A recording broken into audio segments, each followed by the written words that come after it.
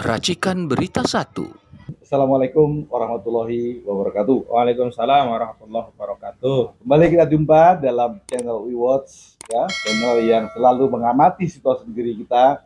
Dan ini adalah episode kedua kami. Kita berdua bersama Ahmad Husnuddin, dan ini menjadi hal yang menarik karena kita ambil topik tentang ada suatu istilah di Jawa dulu waktu saya masih kecil. Itu ada kalimat-kalimat yang orang diharapkan tidak tahu, karena kalimatnya itu adalah kalimat yang bersifat rahasia. Mereka menggunakan kata-kata yang unik. Misalnya kalau apa kabar, dia bilang apa kabar, gitu. Nah, sekarang ini lagi rame nih. Ternyata ada akun yang sedang viral, yang namanya apa tuh? Pupu Papa ya? Pupu Papa, ya. Jadi semua orang sudah lihat, sudah tahu, dan hari ini kita akan coba mengupas seputar Pupu Papa. Silakan, Bang. Ya, jadi memang di dunia digital ya, khususnya di netizen itu kan memang dikenal ada akun-akun yang disebut dengan anonim gitu. Anonim itu tidak diketahui nama aslinya gitu. Hanya mungkin nama samaran, atau kalau istilah orang dulu bisa juga disebut nama lakop ya, hanya kunyah, hanya julukan saja gitu. Memang biasanya dengan akun anonim itu orang bisa lebih berekspresi, lepas kendali bahkan ya, bukan bebas ya. Karena dia tidak merasa bahwa setiap statementnya itu berdampak pada pribadinya, tapi hanya berdampak pada akun itu gitu. Makanya biasanya komentar yang sarkas, jorok, yang brutal itu muncul dari akun-akun yang anonim begini. Kalau akun itu sifatnya dikenal resmi, ya dia pasti akan membatasi. Kenapa? Karena dia tahu bahwa setiap kalimat, kata-kata itu ada dampak bisa positif, bisa negatif, bahkan ada bisa juga dampak hukum. Soalnya kalau ternyata itu masuk kategori pidana kan bisa berdampak hukum. Nah, akun Pupu Papa ini kan menjadi menarik ya, karena kemudian ada, kalau saya sebut istilahnya netizen digital forensik lah ibaratnya. Wow. Jadi forensik digital yang dilakukan oleh ala-ala netizen ya, bukan ahli IT ya, ala netizen, di mana cara kerja itu sederhana sebenarnya. Dia hanya menarik ke belakang histori daripada sejumlah komentar akun dan kemudian dikaitkan dengan pautan akun itu dengan sejumlah pihak-pihak yang sudah dikenal secara umum. Nah, akun Pupu Papa itu kan terkonfirmasi kemudian diduga punya Gibran kan setelah misalnya satu, ada ucapan selamat ulang tahun dari Kaisang, yang itu ngeling dan patut diduga ini Pupu Papa itu adalah Gibran gitu loh. Kedua, dari Andi Arief yang konfirmasi terkait ya presiden menyembunyikan anaknya. Nah, akun ini muncul seolah mengkonfirmasi ini gua gak sembunyi loh gitu loh. Jadi anatomi daripada histori daripada chat itu yang kemudian ditautkan dengan akun-akun yang bukan anonim ya, akun yang resmi, itulah kemudian menjadi sarana dari netizen melakukan analisis digital forensik. Kesimpulannya, ini diduga Gibran gitu loh. Yang menarik adalah justru banyaknya pembelaan kepada akun ini tidak membuat orang percaya bahwa akun ini bukan punya Gibran. Justru makin yakin, benar nih punya Gibran. Contoh, Budi Ari Setiaji kan dari Menkominfo, dia itu kan menyatakan itu bukan punya Gibran. Lalu punya siapa? Ya nggak tahu. Itu kan tidak bernilai pernyataan. Justru kita makin curiga. Dan itu menteri ya ngomong. Iya, menteri, curiga. Jangan-jangan ini menteri suruh nyebokin nih anak presiden. Kenapa statement daripada Budi Ari ini tidak bernilai? Pertama, dia bukan pemilik akun itu. Kalau namanya klarifikasi itu kan dari subjek yang dimaksud ya kan. Yang kedua, dia juga tidak tahu pemilik yang lain siapa, kecuali dia katakan ini bukan Pak Edi, ini namanya Pak Joko. Iya kan Pak Joko? Iya, saya bukan Pak Edi. Jelas gitu kan. Terus ketiga, kalaupun dia berusaha mengungkap di balik itu bukan Gibran, dia bukan seorang ahli digital forensik. Dia kan jadi menteri juga karena projo aja, nggak ada dia latar belakang di IT itu apa gitu loh, prestasi dia di IT apa, latar belakang pendidikan di IT apa, ya karena dia projo aja gitu loh. Projo waktu dulu sebelumnya kan menteri dari Nasdem karena kasus BTS kosong, nah dihukumlah si Nasdem ini, dibuang. Karena Jokowi nggak percaya partai, ditaruhlah orang kepercayaan dari projo gitu.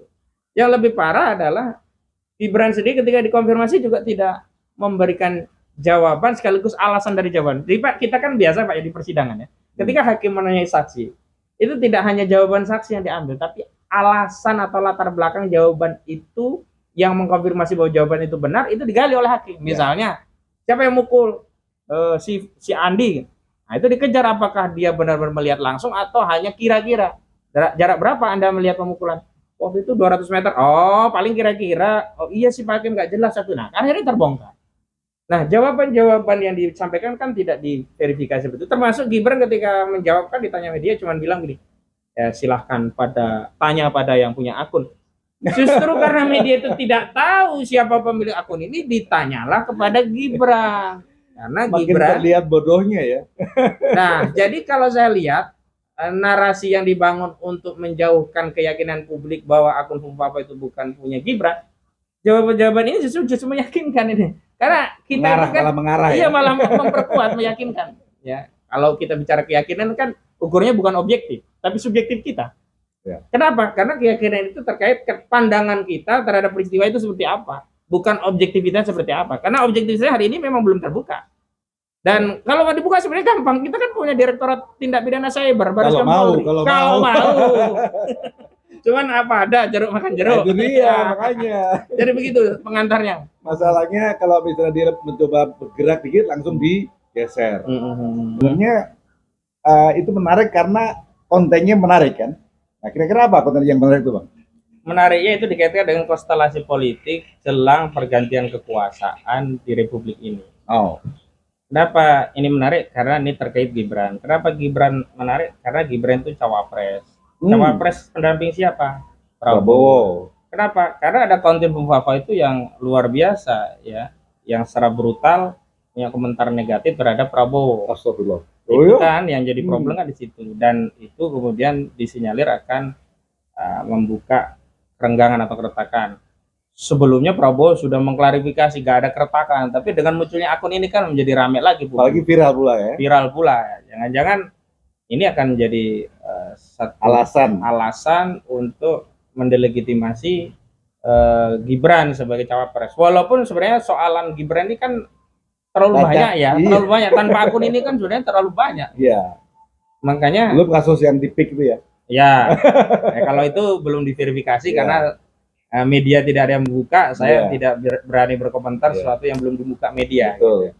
Ya biar saja lah, nanti juga namanya jadi kita bangkai itu kan disimpan rapi juga pasti bau. Nah, maksud saya adalah begini, Gibran ini sebenarnya tidak dengan akun Fumpapa pun punya potensi besar untuk dimakzulkan. Dan pemakzulan itu kan sebenarnya bukan proses hukum loh, itu proses politik.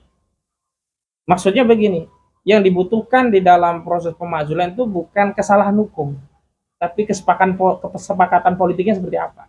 Gus Dur itu dimakzulkan itu tanpa putusan pengadilan, ada kesepakatan politik, dia lengser. Presiden Soeharto lengser itu juga tidak ada putusan pengadilan menyatakan dia mundur. Karena ada kesepakatan politik ditekan, dia mundur. Nah, kalau pasca Jokowi sudah tidak menjabat, ternyata di politik nanti dinamika berubah, ada kesepakatan politik baru yang isinya oke lah Prabowo kita hargai, kita kompromi deh, tetap berlanjut, tetapi Gibran dia harus dicongkel. Karena bukan tidak mungkin ya dia. Iya, karena tidak memenuhi syarat saat pencalonan, kurang 40 tahun dipaksakan, dan setelah dilantik banyak juga masalah yang menurut publik ya tidak mendapatkan jawaban yang memuaskan begitu. Kan itu yang menjadi bahan bakar bagi politisi di sana untuk membuat kesepakatan apa yang akan dibuat untuk Gibran ini. Kalau kesepakatannya, kalau istilahnya Bang RG itu tidak memenuhi etikabilitas ya. Ya, kalau kesepakatannya Gibran diamputasi selesai. Jadi dan saya rasa banyak yang tepuk tangan tuh. Loh, kalau nanti Jokowi sudah tidak berkuasa, ya mengamputasi semua jejak Jokowi termasuk keponakannya, mantunya, anaknya, itu bagi politisi, asistennya, bagi polisi atau partai itu justru menghilangkan beban politik. Kalau tetap digandoli sama dinasti politik Jokowi, berat bagi mereka. Jadi begitu ada tuntutan publik agar ya, kalau dulu kan bersihkan kabinet ya dari anasir PKI misalkan, kalau sekarang bersihkan pemerintahan dari anasir dinasti politik Jokowi, oh senang sekali itu politisi, lega karena mereka juga jengkel selama ini Iya, dipendem. Iya, mereka itu kan di penjara oleh kasus-kasus, tapi nggak berani berontak. Yang bisa berontak kan kayak kita ini kan ngomong enak kan karena nggak punya Kita kasus, nggak ada beban. nggak ada beban.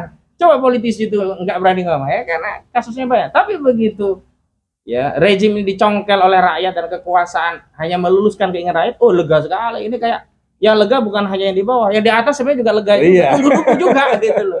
Jadi memang ini yang bikin ramai itu ngomong. Iya, cuman mereka nggak berani ngomong gitu loh. Jadi begitu urgensinya kasus ini. Jadi menarik sekali. Jadi menarik itu begitu. Menarik sekali ternyata akun Fufu Hapa ini dimiliki oleh Mr. X yang tidak ngaku ya, tapi semua orang udah tahu, mungkin 100% orang udah tahu siapa pemiliknya. Kemudian ada Menkominfo yang mencoba mengklarifikasi justru jadi bumerang buat dia. Intinya bahwa rakyat itu tidak sebodoh yang mereka kira. Jadi mari kita terus waspada, kita tingkatkan terus waspada dan menjelang hari-hari terakhir ini mungkin saja akan ada lagi peristiwa-peristiwa menarik yang perlu kita perhatikan dan sikapi, dan kami di UWOS terus perhatikan karena kita terus akan meningkatkan veritas, probitas, justisia.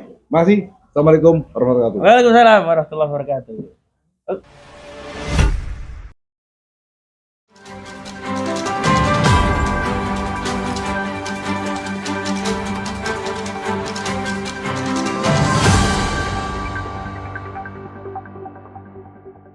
Racikan Berita 1.